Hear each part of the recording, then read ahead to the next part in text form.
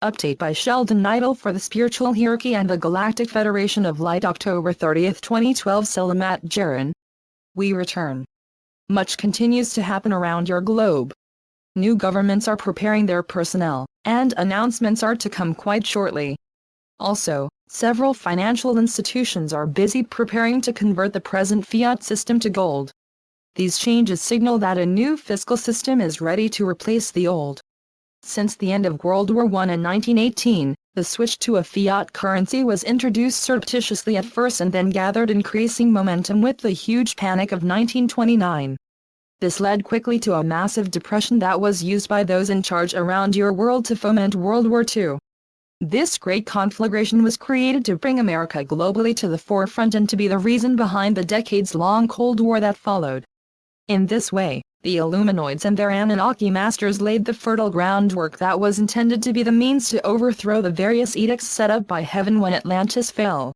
As you now know, these dark momentums are failing fast, and heaven is bringing in her new reality for your world. The last few decades have not gone as the Illuminoids had so arrogantly assumed.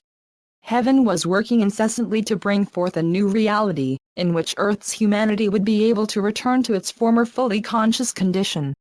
As part of this goal, Heaven sent a vast first contact fleet to the solar system, and this move was then serendipitously aided by the sudden change of heart of Antara's dark continuum when it joined the forces of light.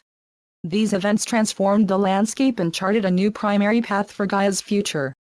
This meant that the Dark Cabal's elaborate schemes for total global domination began to unravel fast. The Light's agenda was further favored by the multiple collapse of all alternate timelines for this planet into one, which was in essence that of the Light. Predictably, the Illuminoids lost no time in throwing all they had into staunching the encroaching plans of the Light. But the Dark received another setback when several of the now peaceable Anunnaki returned to offer their wisdom and assistance in service to the Light. The Galactic Federation and its allies were forming quite an effective conglomerate to counter the ongoing stratagems of Earth's dark ruling families. Indeed, the end of the Dark's 13 millennia-long hegemony on Earth was looming. The major royal Illuminoid families deeply believed, partially out of habit, that their latest plans to maintain dominance would succeed.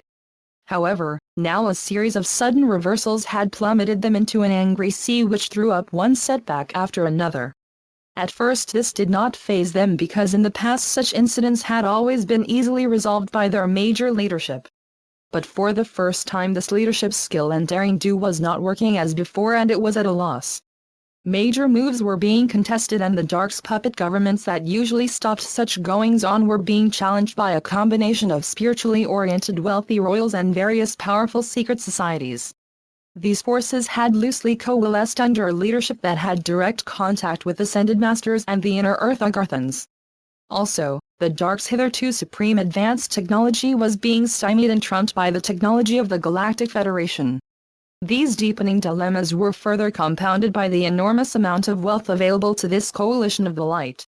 The Dark's familiar superiority in all these areas was gone, and the playing field on Earth was leveled for the first time. Outmaneuvered on all fronts, it was just a matter of time before the Dark was compelled to give up its charges and let an unprecedented transformation of surface humanity take place.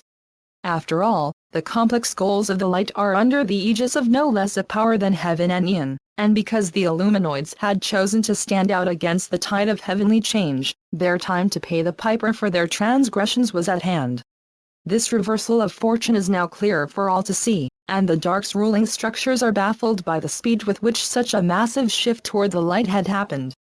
Thus we arrive at this watershed moment in your history. Our sacred allies stand poised to bring you your freedom, your sovereignty, your prosperity, and a return of your space and spiritual families. Blessings, dear ones. We are your Ascended Masters. We come today with more information.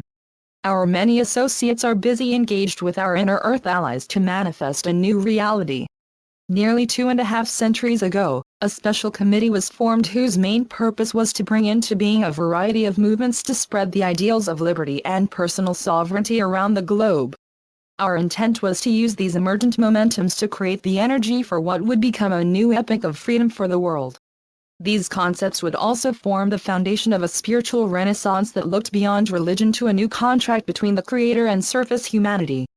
Many nations have been born since the spiritual committee came into existence, and our intent remains to continue pushing forward with our broad-based tasks to produce the realm of light so eloquently laid out by the Creator's decrees. It is this requisite for a new foundation for humanity's growing consciousness that so zestfully drives us.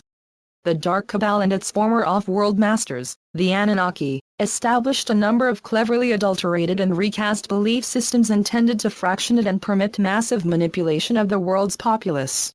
Our fervent objective is to reverse this travesty, and show by example how all of this nonsense can be returned to source and its effects quickly rectified. True spirituality leads to an acceptance of all, and to a collective will to unite with all peoples of this realm. The validity of these divine truths is what we dearly wish to communicate to you. To this end we have set in motion a way for us to shortly walk freely among you and teach you our truths. We have so much collective wisdom to share with you, and we look forward with great joy to doing this. Gaia is in the throes of a most difficult series of changes, and she wishes you to know that these changes are being carried out well below the optimum level of intensity required. Indeed, many more normal changes are also happening well below the level she prefers. A timetable is in effect, and it is essential that certain changes be done in a more concerted and speedy manner.